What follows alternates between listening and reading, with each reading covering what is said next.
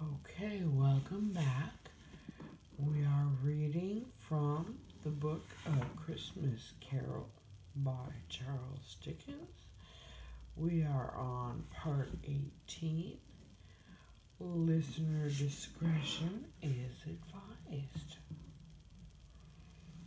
And Scrooge and the Ghost were talking about Tiny Tim. And the ghost goes on to say, "If these shadows remain unaltered by the future, none other of my race," returned the ghost, "will find him here. What then? If he be like to die, he had better do it and decrease the surplus population." Scrooge hung his head to hear his own words quoted by the spirit, and was overcome with penitence and grief. "Man," said the ghost, "if man you be in heart, not adamant, forbear that which wicked can't, until you have discovered what the surplus is, and where it is. Will you decide what men shall live, what men shall die? It may be that, in the sight of heaven, you are more worthless and less fit to live than millions like this poor man's child. Oh God, to hear the insect on the leaf pronouncing on the too much life among his hungry brothers in the dust." Scrooge bent before the ghost's rebuke, and trembling cast his eyes upon the ground. But he raised them speedily on hearing his own name. "Mr. Scrooge," said Bob, "I'll give you Mr. Scrooge, the founder of the feast." "The founder of the feast, indeed!" cried Mrs. Cratchit, reddening. "I wish I had him here. I'd give him a piece of my mind to feast upon, and I hope he'd have a good appetite for it." "My dear," said Bob, "it's Christmas Day." "It should be Christmas Day, I am sure," said she, "on which one drinks the health of such an odious, stingy, hard, unfeeling man as Mr. Scrooge. You know he is, Robert. Nobody knows it better than you do, poor fellow." "My dear," was Bob's mild answer, "Christmas Day." "I'll drink his health for your sake and the day's," said Mrs. Cratchit, "not for his.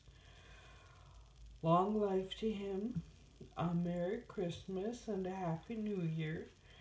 He'll be very merry and very happy, I have no doubt." The children drank the toast after her. It was the first of their proceedings which had no heartiness to it. Tiny Tim drank it last of all, but he didn't care twopence for it. Or do you say tuppence? Scrooge was the ogre of the family. The mention of his name cast a dark shadow on the party, which was not dispelled for full 5 minutes.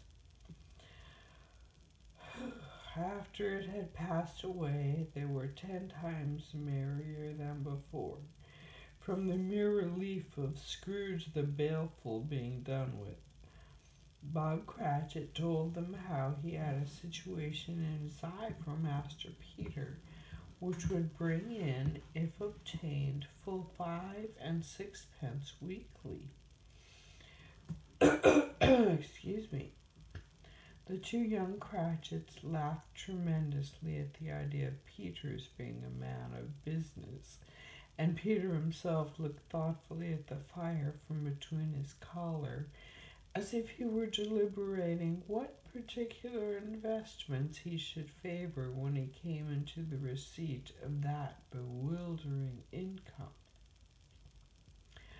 Martha, who was a poor apprentice at a milliner's, then told them what kind of work she had to do, and how many hours she worked at a stretch, and how she meant to lie abed tomorrow morning for a good long rest, tomorrow being a holiday she passed at home.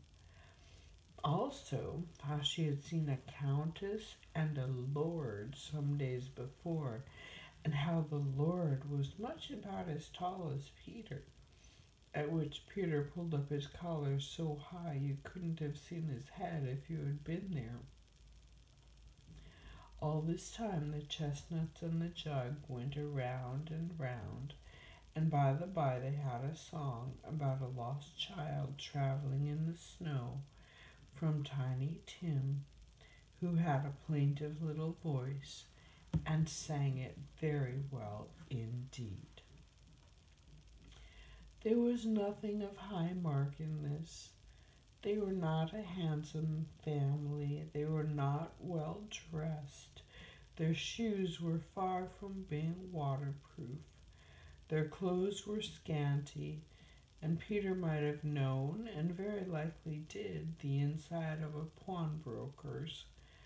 But they were happy, grateful, pleased with one another, and contented with the time. And when they faded, and looked happier yet in the bright sprinklings of the spirit's torch at parting, Scrooge had his eye upon them, and especially on Tiny Tim, until the last. By this time it was getting dark and snowing pretty heavily, and as Scrooge and the spirit went along the streets, the brightness of the roaring fires in the kitchens, parlors, and all sorts of rooms was wonderful.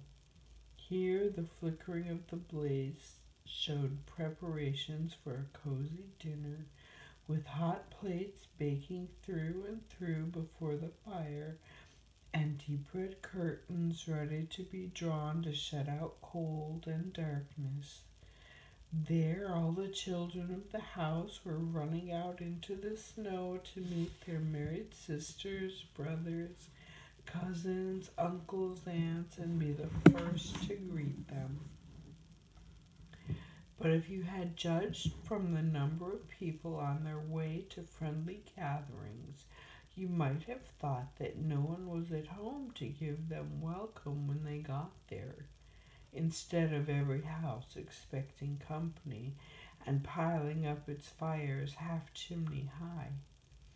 Blessings on it, how the ghost exulted, how it bared its breadth of breast, and opened its capacious palm, and floated on, outpouring with a generous hand its bright and harmless mirth on everything within its reach.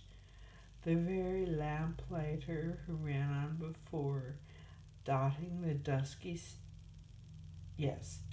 street with specks of light, and who was dressed to spend the evening somewhere, laughed out loudly as the spirit passed, though little kenned the lamplighter that he had any company but Christmas.